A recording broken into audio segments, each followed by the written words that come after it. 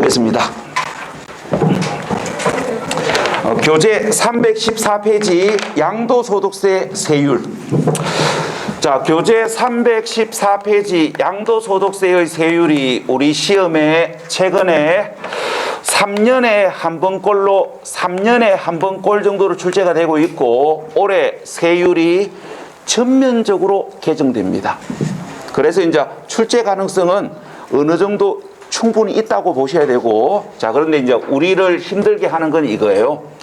5월 31일까지 팔았을 때 양도소득세의 세율하고 6월 1일 이후 팔았을 때 양도소득세의 세율이 완전히 달라요.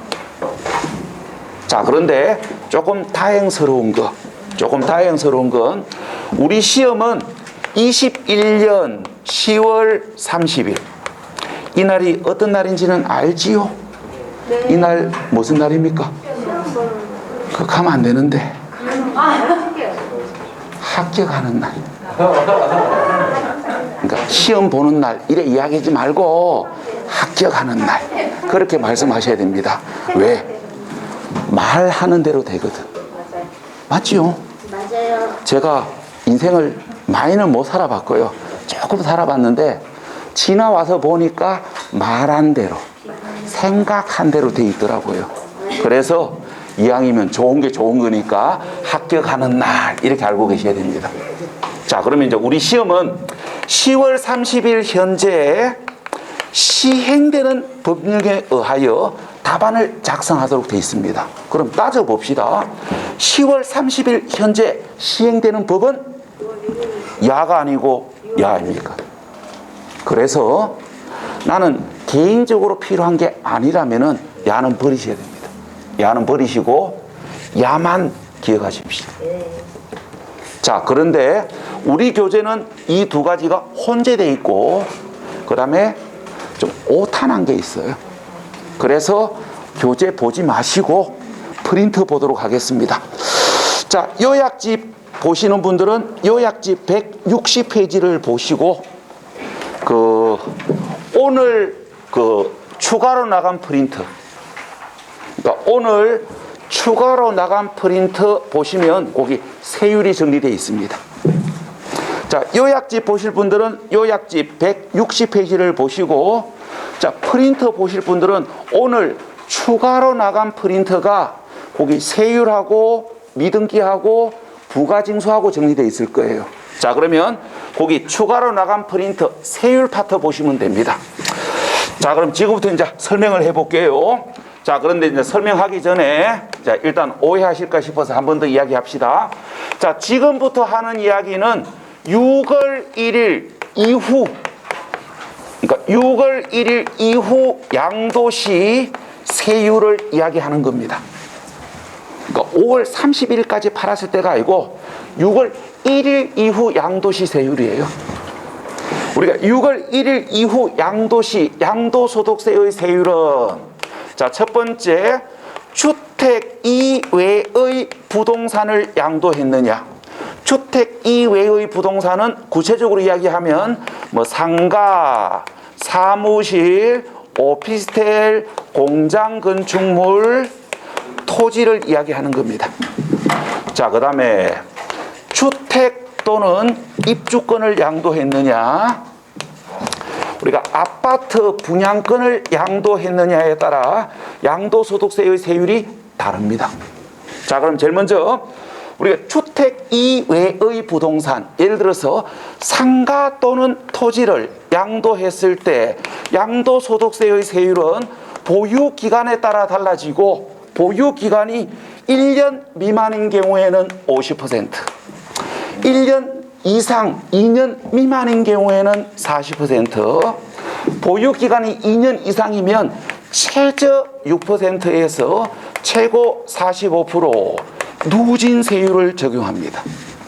자, 그런데 주택 또는 입주권을 6월 1일 이후 양도하면 보유기간에 따라 세율이 달라지는데, 보유기간이 1년 미만인 경우에는 50%가 아니고 70%입니다. 그 다음에 보유기간이 1년 이상 2년 미만인 경우 40%가 아니고 60%예요. 그 다음에 보유기간이 2년 이상이면 최저 6%에서 최고 45% 누진세율을 적용합니다. 그래서 6월 1일부터는 주택 또는 입주권을 팔았을 때 투자 수익률을 최대한 누리려면 최소 2년 이상은 보유하셔야 됩니다.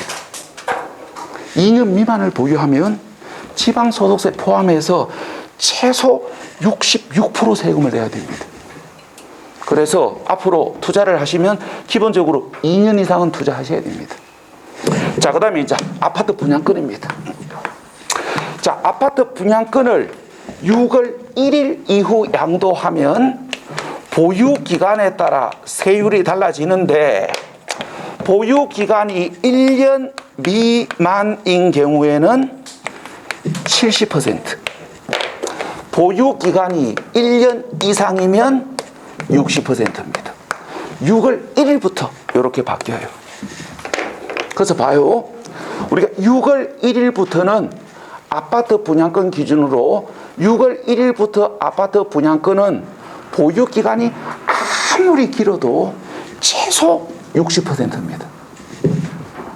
자, 그래서 뭐 우리 시험하고는 살짝 거리가 있는 이야기인데, 내가 아파트 분양권을 하나 보유하고 있는데 이 분양권을 이미 2년 이상을 보유한 상태고, 자, 그런데 등기할 생각은 없다. 그러면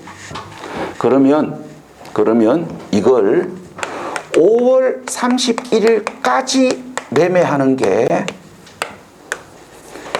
6월 1일 이후 팔아가지고 3천만 원 더 받는 것보다는 오히려 야가 우리가 실질적 수익은 이게 더 많습니다. 왜 그러냐면은 5월 30일까지 매매를 하면, 자, 이미 2년 보유했으니까 5월 31일까지 매매를 하면 최저 6%부터 세금이 부과됩니다. 근데 6월 1일 이후 양도하면 60%입니다. 세금이 최대 10배까지 늘어나요. 그래서 6월 1일 이후 팔아가지고 3천만 원 더 받는 것보다 차라리 5월 31일 안에 팔아서 일반 세율로 세금 내는 게 실질 수익은 더 많은 거예요. 그래서 최근에 여기에 해당되시는 분들이 중개사무실에 물건을 몰래 갖다 놨습니다. 그게 이제 눈치 있는 중개사들은 뭡니까? 이 물건을 네이버 부동산에 안 올립니다. 왜? 이런 물건들이 자꾸 올라가면 분명히 이거는 뭡니까? 시세보다 싸게 내놨을 겁니다. 왜? 6월 1일 이후에 파는 것보다는 5월달 안에 파는 게 실질 수익이 더 높으니까 시세보다 좀 싸게 내놨어요. 이런 물건들이 자꾸 많아지면 매수 대기자들이 살 생각을 안 합니다. 가격이 내렸네, 얼른 사야지 이래 됩니까? 아닙니다. 보니까 자꾸 내려가네, 금매가 자꾸 나오네, 그러면 2달 더 기다려 봐야지 이래 됩니다. 그래서 이 눈치 있는 중개사들은 이런 물건들을 네이버 부동산에 안 올리고 자기들만 보는 사이트에다가 올려놔요.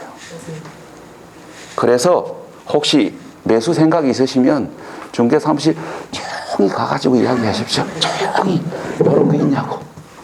그러면 중개사가 조용히 이야기합니다. 이거 싼 거 있어요 하면서. 이런 것도 요령이에요. 하여튼 자, 그거는 그렇고, 자, 여러분들이 양도소득세의 세율과 관련해 가지고 요 정도 이야기는 잡으셔야 됩니다. 그러니까 일단 우리가 이제 최근 7년 사이에 양도소득세 세율에서 출제된 문제는 딱 여기까지 물어봤어요. 그래서 여기까지만 알고 계시면 시험 보는데 95%는 문제가 없을 것 같습니다. 자, 그런데 우리가 이제 이런 걸 생각을 해봐요. 우리가 세법 16문제 중에서 적게는 8문제, 많게는 12문제 정도는 난이도 중 이하 문제가 출제가 되는 거고, 적게는 4문제, 많게는 8문제는 난이도 상 이상 문제가 출제가 될 겁니다.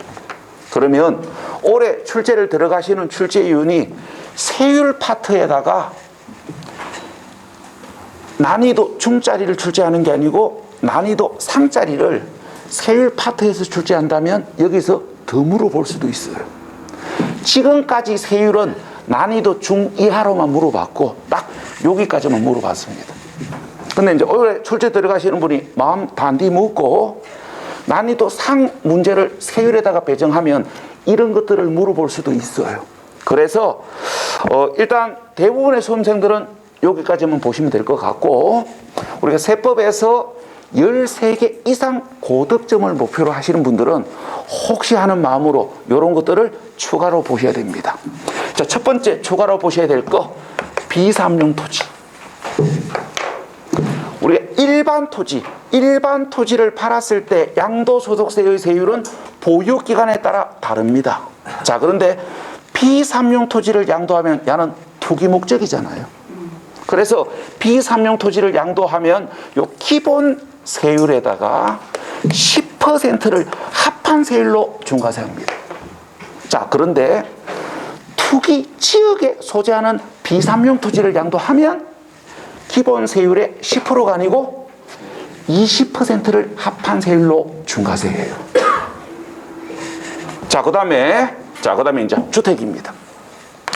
우리가 주택을 팔았을 때 양도소득세의 세율은 보유기간에 따라 달라지는데, 요게 이제 추가되는 이야기, 다주택 소유자가 조정 대상 지역 안의 주택을 양도하면, 다주택 소유자가 조정 대상 지역 안의 주택을 양도하면, 자, 1시간 전에 배우셨습니다.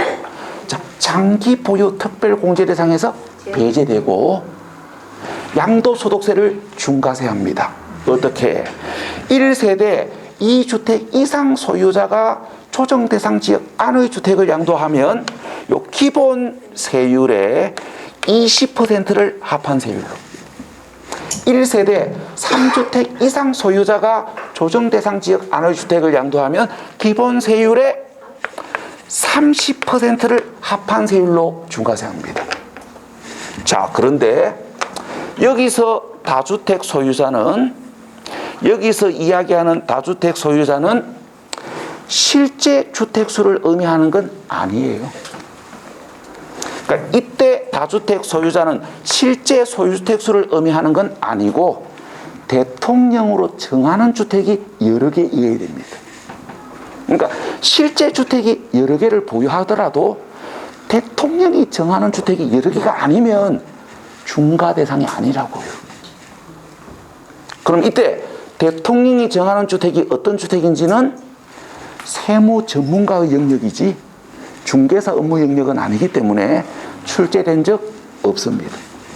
그래서 대통령이 정하는 주택 범위가 어떻게 되는지는 따로 설명 안 하겠습니다. 단지 그냥 요 정도 느낌만 알고 계십시오. 이때 다주택은 실제 주택수를 의미하는 건 아니다. 그 정도 느낌. 실제 소유주택수를 의미하는 건 아니고 대통령으로 정하는 주택이 여러 개이어야 됩니다. 자, 그 다음에 참고로 입주권은 주택은 아니지만 주택수에 포함합니다. 요게 2주 전에 봤던 거 아닙니까? 이때 다주택 소유자를 판정할 때 우리가 입주권은 주택은 아니지만 주택수에 포함한다고 해요. 그래서 이제 이렇게 돼요. 자, 그래서 우리가 우리가 울산에 2개의 주택과 입주권을 소유하고 있고, 자, 설명편의상 이 AB주택은 대통령이 정하는 주택에 해당된다고 가정합시다. 그러니까 AB주택은 대통령이 정하는, 그러니까 대통령령으로 정하는 주택에 해당된다고 가정하고, 자, 이 상태에서 우리가 조정 대상 지역에 소재하는 A주택을 2년 이상을 보유한 상태에서 매매했다고 가정합시다. 그러면 양도소득세 몇 프로 부과됩니까?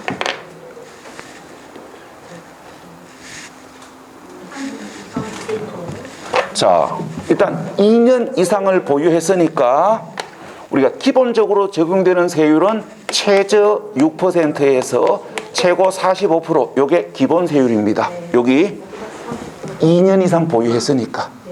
자, 그러면 요 기본 세율만 기본 세율로 부과됩니까? 기본 세율의 20%를 합한 세율입니까? 기본 세율의 30%를 합한 세율입니까? 자, 오해하실라. 6월 1일 이후 팔았습니다. 자, 기본 세율 20% 합한 거, 30% 합한 거. 자, 1번. 오직 객관식으로 바꿔드릴게요. 기본 세율의 20% 합한 세율, 기본 세율의 30% 합한 세율. 4번. 솔직히 나는 모르겠다. 5번. 정답이 없는 것 같다. 자, 몇 번입니까? 자, 선택하셨지요? 자, 지금부터 설명할게요. 일단은 오해의 소지를 없애기 위해서 AB주택은 대통령이 정하는 주택에 해당된다고 가정했고, 자, 요거 입주권. 자, 입주권은 주택은 아니지만 주택수에 포함합니다.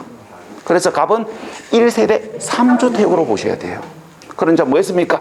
1세대 3주택 이상 소유자가 조정 대상 지역 안의 주택을 양도했기 때문에 장기 보유 옹지 대상에서 배제되고 기본 세율의 30%를 합한 세율로 중과세합니다.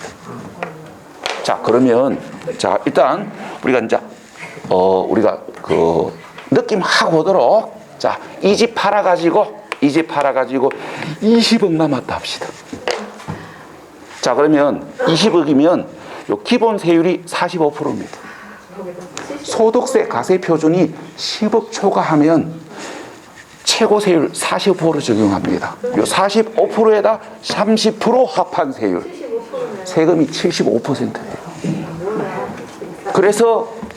그래서 봐요. 다주택 소유자들이 집을 못 파는 이유가 세금 때문에 그래요. 정부에서는 자꾸 팔아 하는데 못 팝니다. 집값이 너무 올라가. 세금이 75%. 그러니까 이 그림대로 이야기하면 세금이 75%예요. 15억. 세금이 75%, 15억. 팔겠습니까, 이거? 저는 손 떨려서 못 팝니다. 이거 팔고 세금 내고 나면요, 내 재산이 반으로 쪼그라드는데. 팔겠습니까? 못 팔지. 이 정부의 착각이에요. 세금만 올리면 세금 겁나서 팔겠지. 근데 문제는 집값이 너무 올랐다는 겁니다. 집값이 조금 올랐을 때는 75% 가면 얼른 팔아봅니다. 그런데 지금은 집값이 너무 많이 올라보니까 이게 이제 감당이 안 되는 거예요. 그래서 팔고 싶어서 못 파는 거예요. 자, 그럼 이어서 이제 제가 이제 하나 여쭤봅시다. 자, 여쭤볼게요. 이 입주권이 조정 대상 지역이고, 자, 이 입주권 팔면 나머지 조건은 똑같습니다. 자, 이 입주권 팔면 중과세 합니까, 안 합니까? 물어보는 거 보니까 뭐가 있는 것 같은데. 자, 조정 대상 지역의 소재는 입주권 팔면, 자, 조건은 똑같습니다. 중과세 합니까, 안 합니까? 자, 이거 보십시오. 이거 힌트입니다. 자, 중과세 안 합니다. 자, 봐요. 분명히 소득세법에 뭐라고 돼 있냐면은 다주택 소유자가 조정 대상 지역 안에 소재는 주택 양도했을 때 중과세 한다고 돼 있지. 소득세법 아무리 째리보고 요리보고 저리봐도 입주권을 중과세 한다는 말은 없어요. 소득세법 조문을 아무리 째리봐도 다주택 소유자가 조정 대상 지역 안에 소재하는 주택을 양도했을 때 중과세 한다고 돼 있지, 분양권 팔았을 때 중과세 하는 규정은 없어요. 자, 입주권은 주택수에 포함되는 거지 주택은 아니에요. 그래서 조정 대상 지역이고 다주택 소유자이더라도 중과세를 하지 않고 보유기간이 2년 이상이라고 가정했을 때 최저 6%에서 최고 45% 기본세율만 적용합니다. 그래서 진정한 투기꾼들은 입주권만 가 있습니다.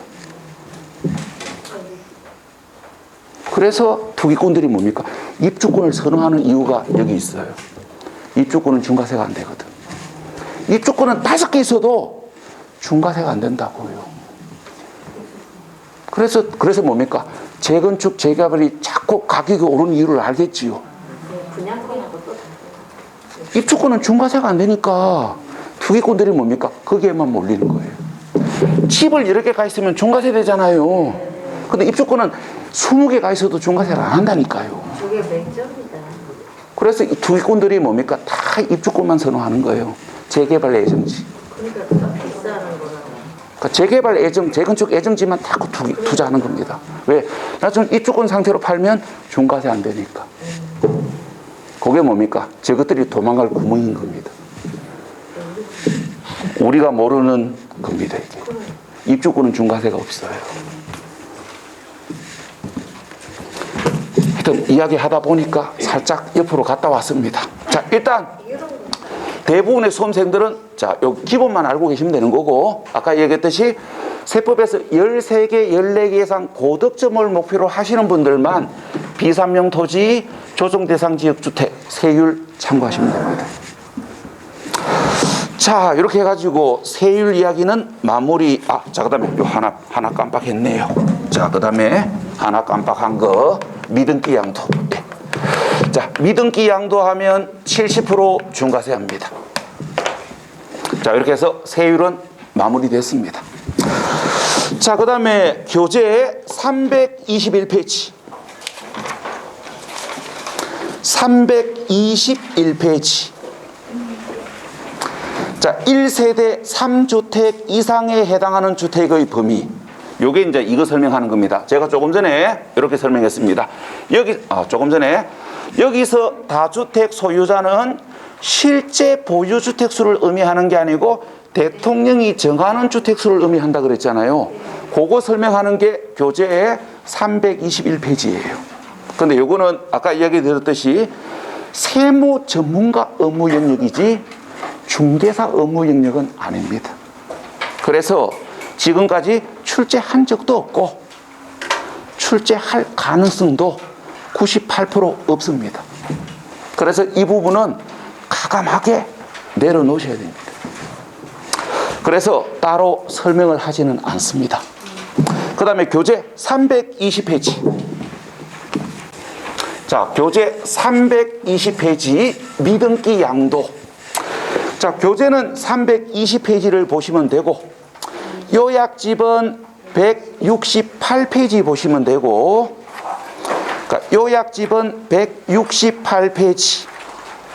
그 다음에 프린트 보실 분들은 오늘 받은 프린트 거기 세율 옆에 보시면 돼요. 그러니까 오늘 받은 보충 프린트 세율 옆에 보시면 미등기가 정리되어 있습니다. 자, 그럼 지금부터 정리를 해봅시다. 자, 미등기 양도를 세법에서는 탈세 앤드 투기로 봅니다. 그러니까 미등기 양도하는 행위를 탈세 앤드 투기로 보기 때문에 미등기 양도한 사실이 뽀롱이 나면 양도소득세에서 여러 가지 불이익을 받습니다. 어떤 불이익을 받는지 여러분들은 나름대로 공부하셨으면 이미 다 알고 있습니다. 왜 그러냐면은 오늘 공부하셨고 2주 전에 공부하셨거든요. 자, 보신 지 이제 5분 지난 것 같습니다. 미등기 양도하면 70% 중과세합니다. 그 다음에 공부하신 지 1시간 아직 안 됐습니다. 미등기 양도하면 장기 보유 특별공제와 양도소득 기본공제 대상에서 제외됩니다. 그 다음에 2주 전에 공부하셨습니다. 미등기 양도하면 비과세 대상에서 제외됩니다.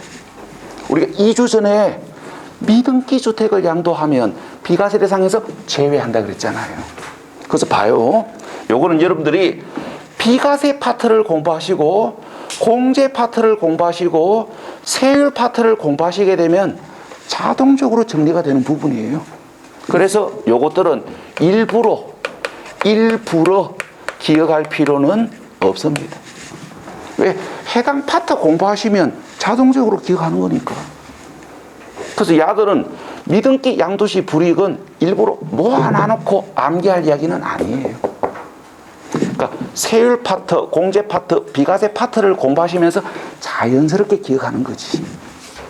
자, 근데 이제 문제는 이제 이게 문제입니다. 미등기 양도 체외 자산. 야들은 일부러 암기하셔야 됩니다. 그러니까 일부러 암기하셔야 되는데, 자, 근데 이걸 의거지로 외우시면 공부가 피곤해집니다.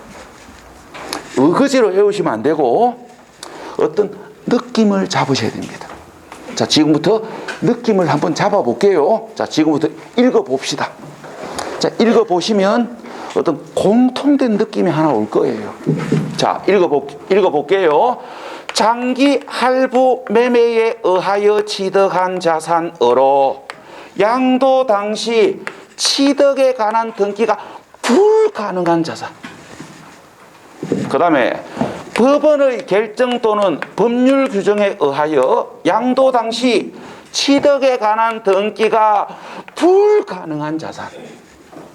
그 다음에 건축법에 의한 건축 허가를 받지 아니하여 등기가 불가능한 1세대 1주택. 느낌 오지요? 그 다음에 거기 7번에 도시개발 사업이 종료되지 아니하여 토지 취득 등기를 하지 아니하고 양도하는 토지. 자, 이야기예요. 자, 갑이라는 사람이 토지 구획 정리 사업, 그러니까 토지 구획 정리 사업 조합을 설립해 가지고 토지 구획 정리 사업을 했고, 자, 여기 공동주택 용지를 A 건설 회사에게 분양을 했습니다. 자, 그런데 토지 구획 정리 사업이 완료되지 아니한 상태에서 A 건설 회사가 이 땅을 B 건설 회사에다가 넘기는 경우가 있습니다. 자, 그러면 이건 봐봐요. 토지 구획 정리 사업이 완료가 안 되면 이 땅은 A 건설 회사 명의로 등기를 할 수가 없습니다. 이 상태에서 B 건설 회사에게 넘겼을 때, 자, 이거 일부러 미등기 양도한 겁니까? 아니요. 등기할 수 없어가지고 부득이하게 미등기 양도한 거예요. 자, 그러면 야들은, 자, 봐요. 공통된 특징이 있습니다. 자, 야들 탈세를 하기 위하여 1% 미등기 한 게 아니다. 야들은 탈세를 하기 위해서 일부러 미등기 양도한 게 아니에요. 탈세를 하기 위해서 일부러 미등기 양도한 게 아니고 부득이하게 미등기 양도한 거 아닙니까? 그래서 뭐 한다고요? 미등기 양도에서 제외된다고요. 아, 그래서 등기 한 것으로 간주한다고요. 그래서 미등기 양도로 보지 않는다고요. 요 느낌으로 야들을 기억하시라고요. 그러면 자연스럽게 기억할 수 있을 거예요. 덮어놓고 외우시면 안 되고 요 느낌을 가지고 자연스럽게 기억하셔야 돼요. 자, 그럼 이제 마무리합시다. 자, 야들은 탈세를 하기 위해서 일부러 미등기 한 게 아니고 부득이하게 미등기 했기 때문에 야들은 미등기로 보지 않습니다. 등기 한 것으로 간주해요. 그래서 비과세 받을 수 있고 장기 보유공제 받을 수 있고 기본공제 받을 수 있고. 공부 끝났습니다.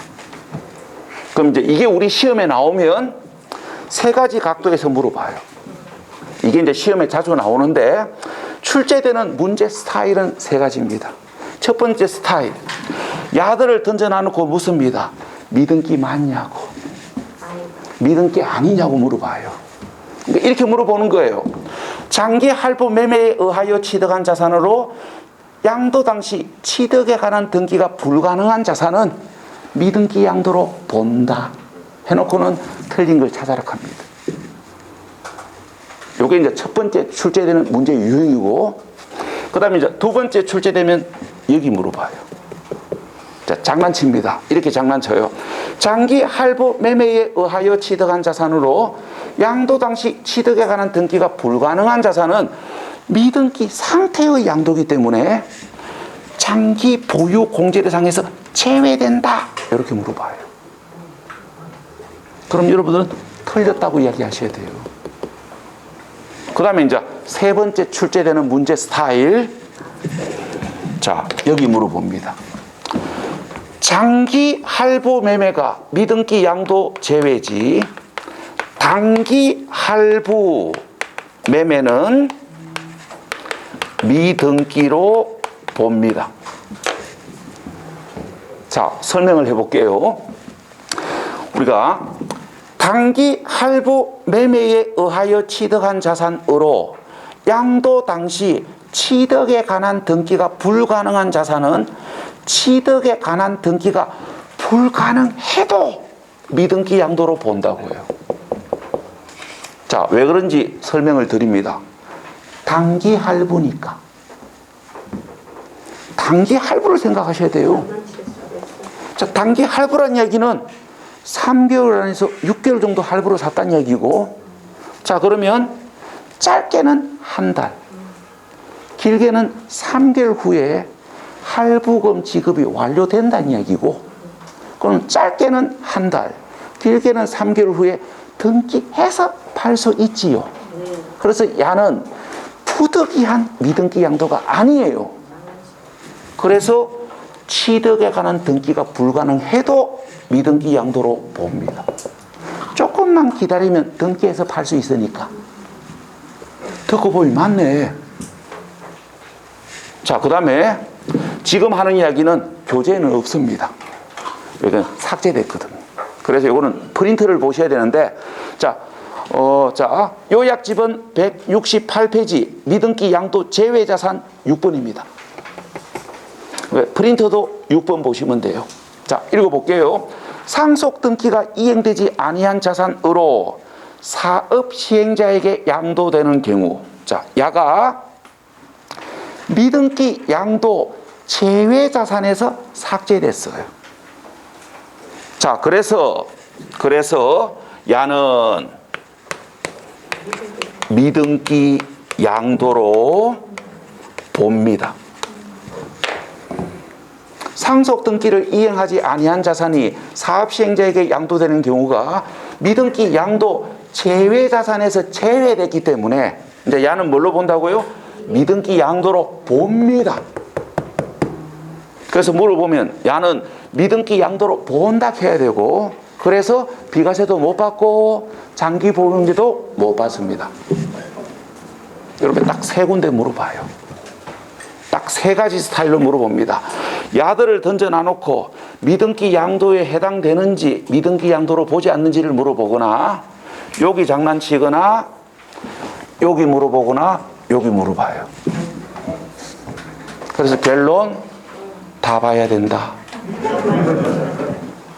자주 나왔으니까. 자, 그 다음에 교재 몇 페이지 가시냐면은, 자, 336페이지. 우리가 부가 징수를 보셔야 되는데 잠시 쉬었다가 요거 설명하겠습니다.